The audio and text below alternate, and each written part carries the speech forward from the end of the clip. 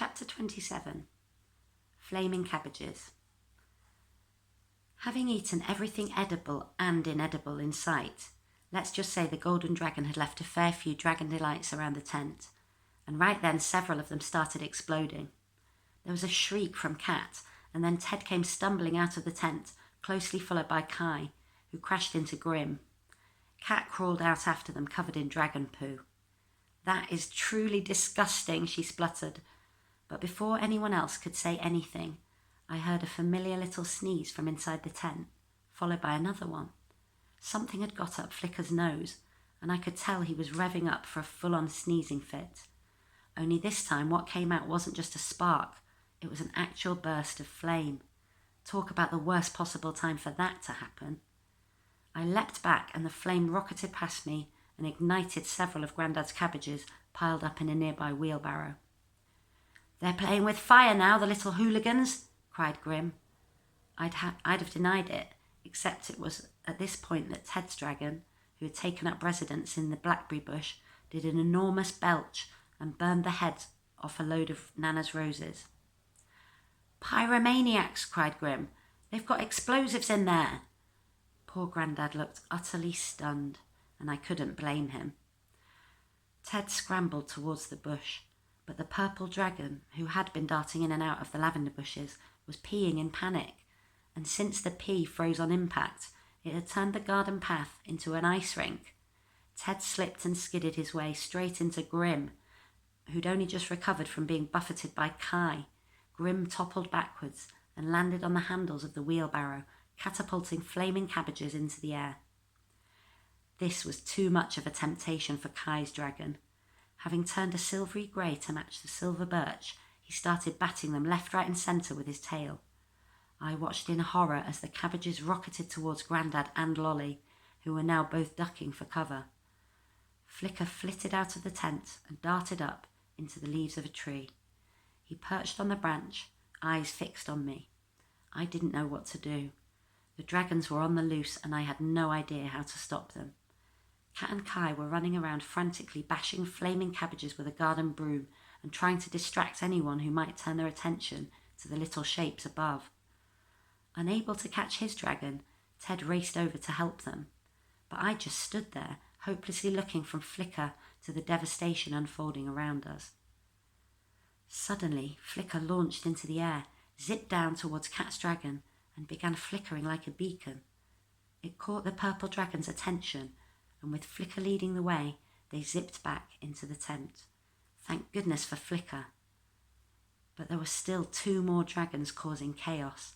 Seeing Flicker reappear from the tent, I nodded towards the golden dragon who was belching flames. Maybe, if we worked together, we could do this. I grabbed a marshmallow from my pocket and threw it into the air towards Flicker, gesturing at the golden dragon again. Quick as a flash, Flicker caught it, and dangling it from his claws like bait, he waved it in front of Ted's dragon. It was tempting enough to persuade the dragon back into the tent. Now for Kai's super stealth dragon. It seemed like this one was even keener to stay hidden than the others. Maybe if I could force him out into the open where he would have nothing to hide against, he would take cover in the tent. I waggled a leafy branch up at the tree to where I could just make out his little dragon's shape. I nudged him from his camouflage, and as he flew out, Flicker released an arc of sparks, herding him towards the tent like a sheepdog with a sheep. I watched as the dragon turned the same dark blue as the tent, and then finally zipped inside. We'd done it. But if I thought it was all over, I was wrong. As Grim struggled to get to his feet on the icy path, the tent began to rise up into the air. It swung from side to side like some kind of ghost. It was a very strange sight, and Grim obviously thought so too. "What the blazes?" he cried. Grim slid his way along the icy path towards the gate like a baby giraffe trying to skate.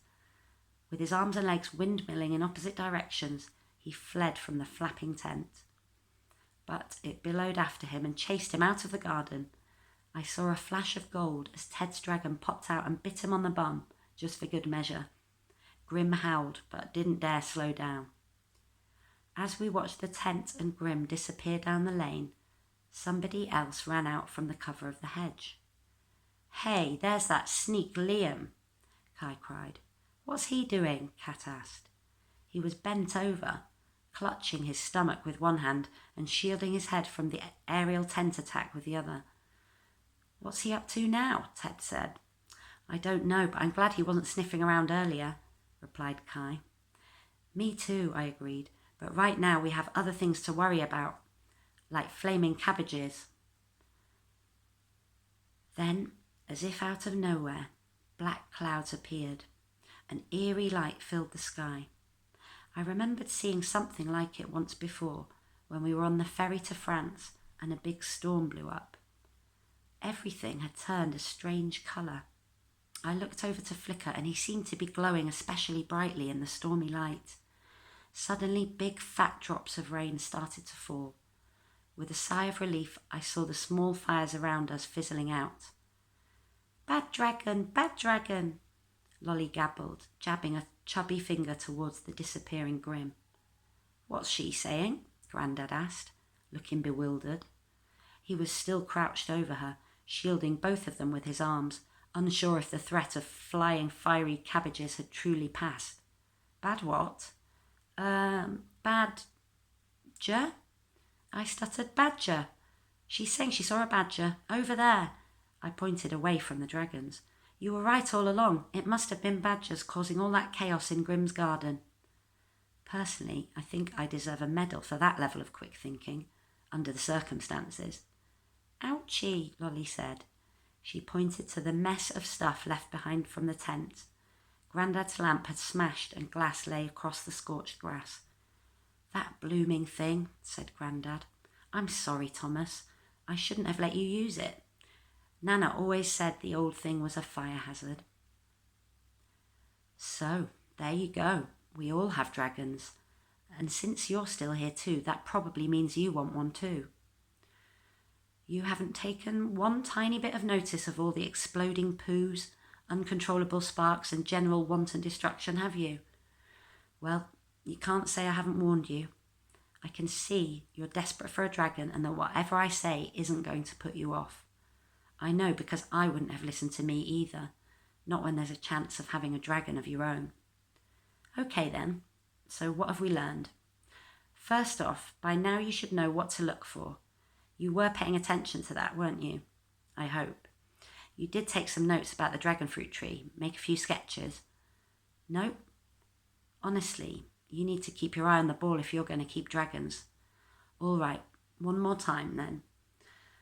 Look out for a tree with knobbly hairy trunk, long spiky green cactus arms, weird sprouty mop top, dangly great tendrils, red spiky pineapple fruit. Got it? Right, because that, you dragon-seeking desperados, is what you're looking for if you want to grow dragons. Did you note the if there? Which should be a very big if. No, of course you didn't. You're already dreaming of all those flames and the fire breathing and flying. And who can blame you? But let me just tell you this. I do know I was wrong about dragons being the coolest thing in the world. They're not. Because Flicker isn't a thing. He's not even a pet. He's my friend. Now that Kat, Kai and Ted have their own dragons, they'll get to see it too. So that's what you can expect once you've found your dragon fruit tree and hatched yourself a dragon. But after that, what more can you expect? Let's just say that's something we were about to find out. The end.